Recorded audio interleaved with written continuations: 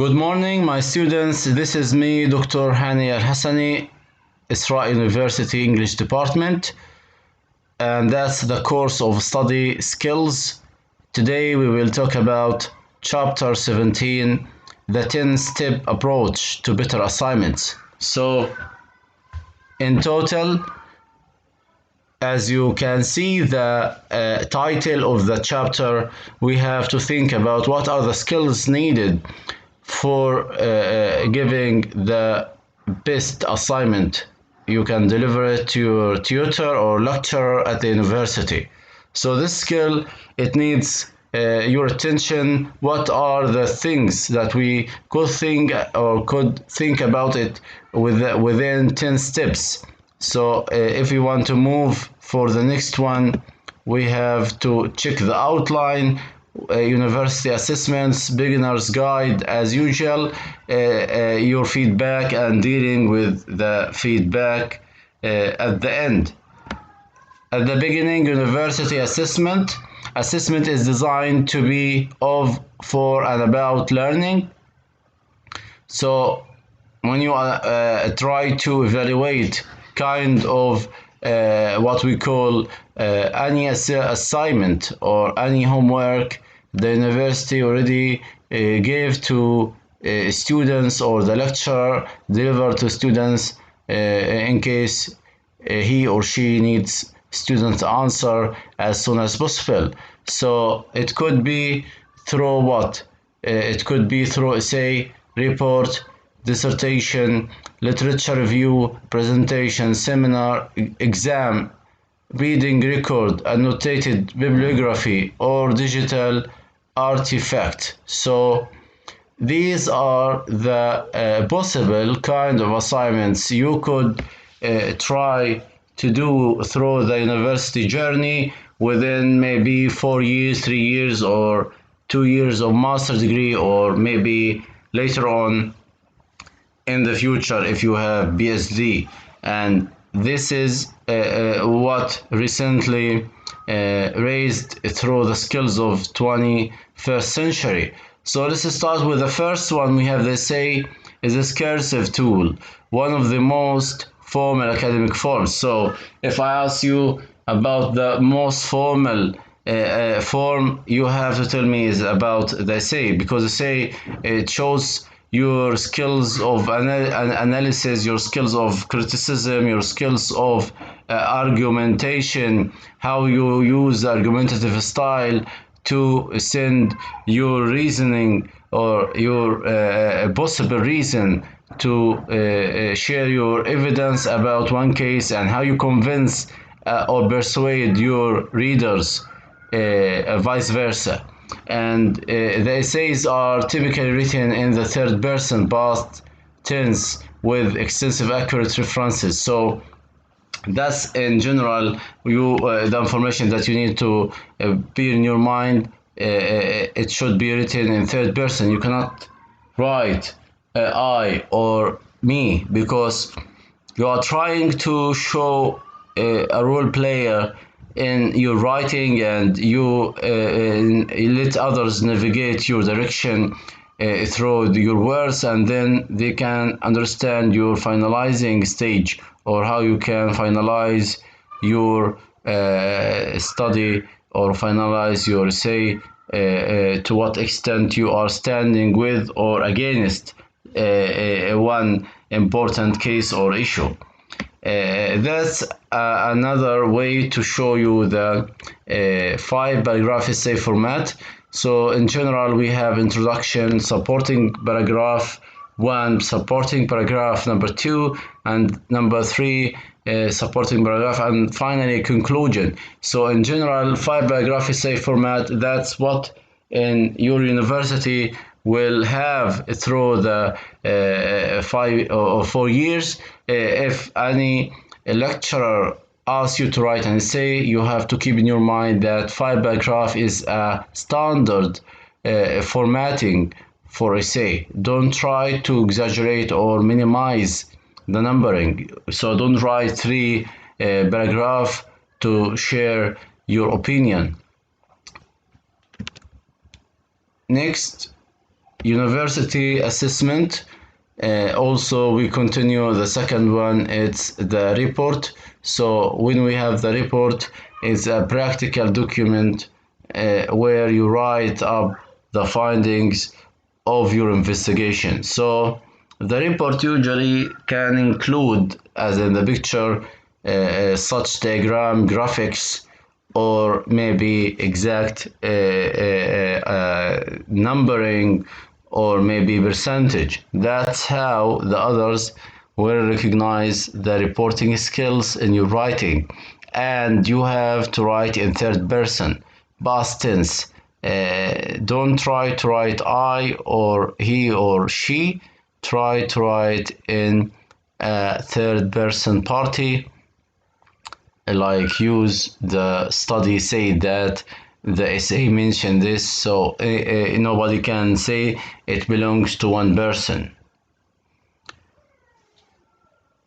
So what's the difference between report and essay? Report usually is less than the essay in case of the wording. So usually if we look at report, it could be about 150 words, but essay, it can last for 300 words and more. Next we have dissertation. Dissertation also for assessment. You can write a dissertation, but it's not for bachelor degree. It's usually for master's or postgraduate study, or maybe the last year for the project.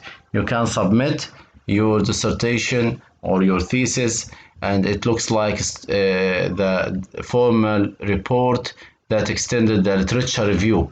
That's how we look at the dissertation, and that's how it looked like with binding. And here it's kind of draft for the dissertation. We have here literature review also. It can be one part or one chapter inside the dissertation.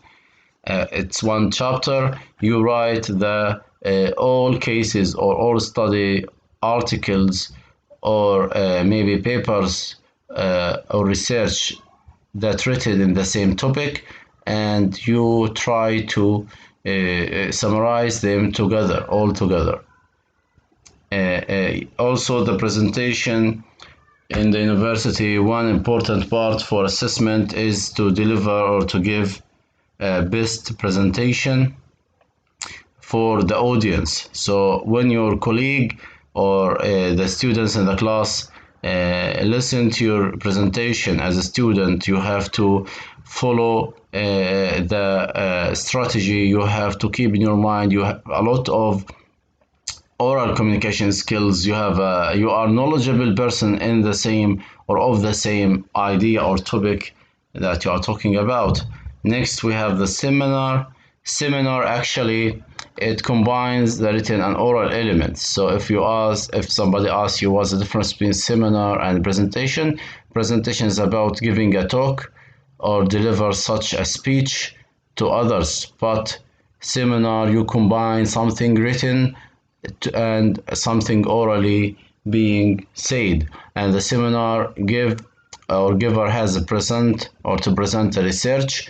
You have kind of information or kind of results. You share them. You share the audience with them. The workshop is becoming more popular than the seminar, and you can teach them with peers or work interactively or together into group. That's how the seminar work. Then we have exam. Usually the students can be evaluated, or the assessment through exam. It's compulsory because every lecturer will design a test. Student will come to the exam, and sometimes they have to do open book exam, or sometimes closed book. You close the book and you just answer the questions. Reading record is another method for assessment. It looks like this. If you look at the picture, you have the record for the date, book, and such a stage and comment. You are trying to read something and write your annotated or feedback about the paper you read, the book that you have read, or a novel or short story, whatever. All of this it include under the record. You have date, you have book, you can write whatever you like, and it's about here. It mention fiction, non-fiction, your name, your group. It's kind of group work. That's how the reading record worked. Later we have annotated bibliography. That's how sometimes your lecturer asks you to search for maybe 5 articles and write your summary, but that's what we call it in another way, or other words, annotated bibliography. It means you are trying to conclude each paper or each work, write your most important information. Like in this picture, we have the citation, like this is the name of the author, we have here the name of the book, and we have also year and the what we call the publisher. So here you mention, briefly summarize the main thing in the article, and you critical assessment of the article quality. You give your feedback whether you suggest it to others or not, and here also you can give such quotations in the middle about the text. So that's how the annotated bibliography work. You show the strength and weaknesses of the text. You share your ideas honestly without being biased. So you should be non-biased person, at least to deliver 160 words for maximum words. So don't exaggerate or try to write it more than the report. We have also digital artifact. It's for the university, as the students already use phones or technology, internet. All of these issues already included with mobile applications. So that's in general how we recognize the assessment for the 21st century written assignments.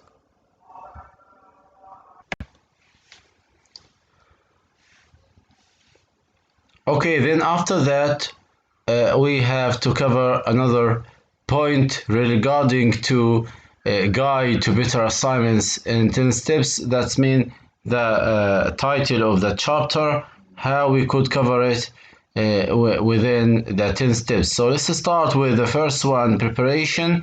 So when you receive an assignment from your tutor or lecturer, you could start with starting as soon as possible. It means you could put in the calendar how many weeks is still for the deadline and how you could prepare for it well. And that's these are the steps that you could follow directly or immediately after you receive an assignment. Like you write the whole question, you put the question for student or tutor. You try to write freely and be creative. Maybe also you can start doing it without leaving it, and you have to put the keywords for the assignment.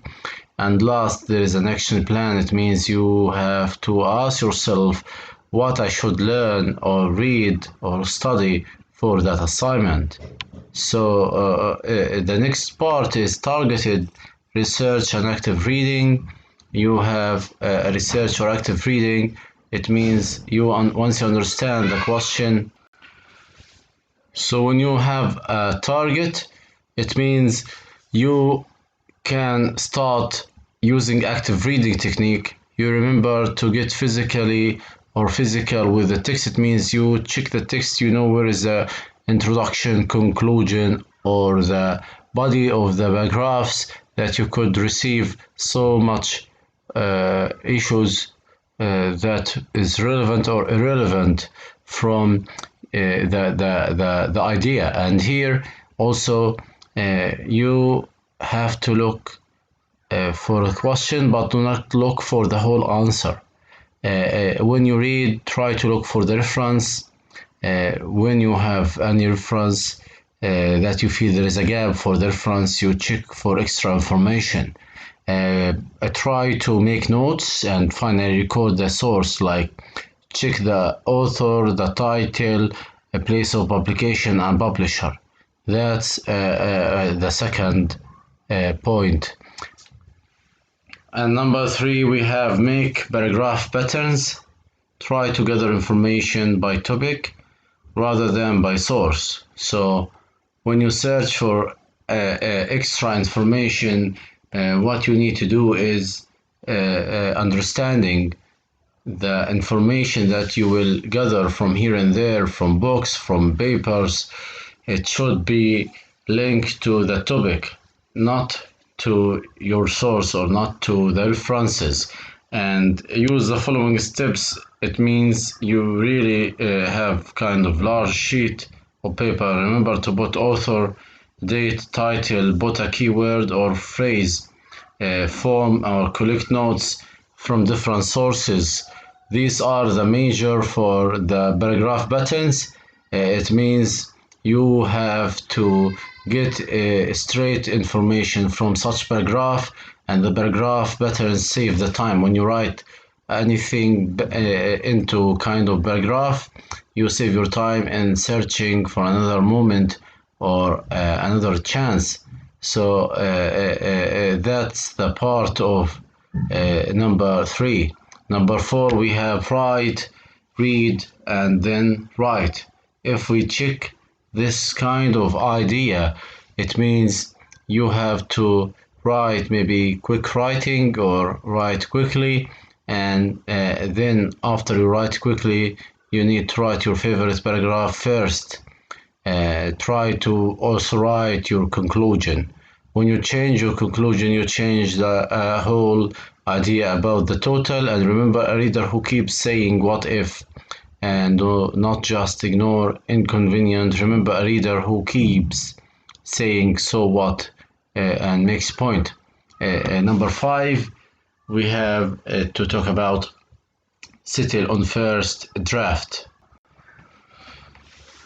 So when you have the first draft, you could feel peacefully about what will come to the next point, because if you start and save your time within the first draft, it means you will not struggle too much after that. It means the struggling or the stage of facing so many important issues or maybe obstacles, troubles could be in the first draft.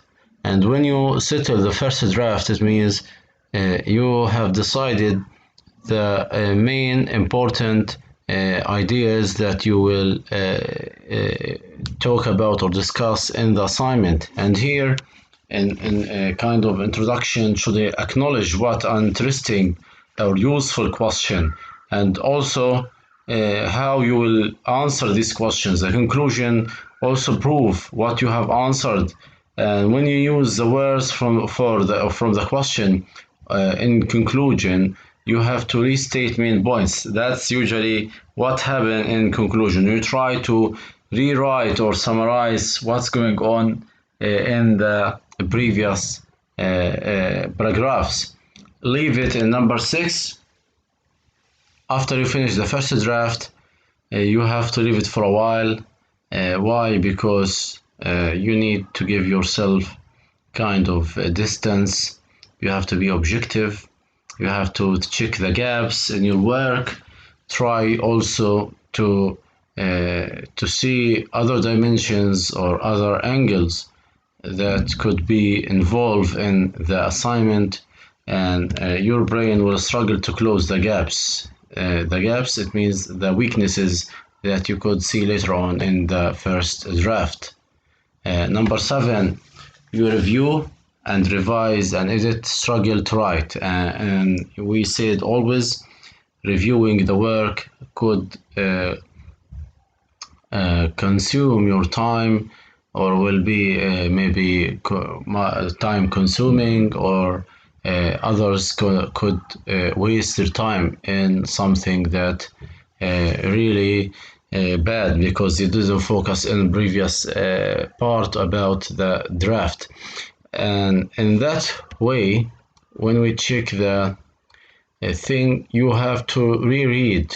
So when you review, the most important thing that how you reread, you try to read again and again until you find out how you finish all the work, and be prepared to redraft your work. Don't even try to perfection or for perfection in the first draft. Nobody can be a perfectionist or receive kind of perfect work from the first time. You have to redo many times until you find the technique that save your timing and finish your first review.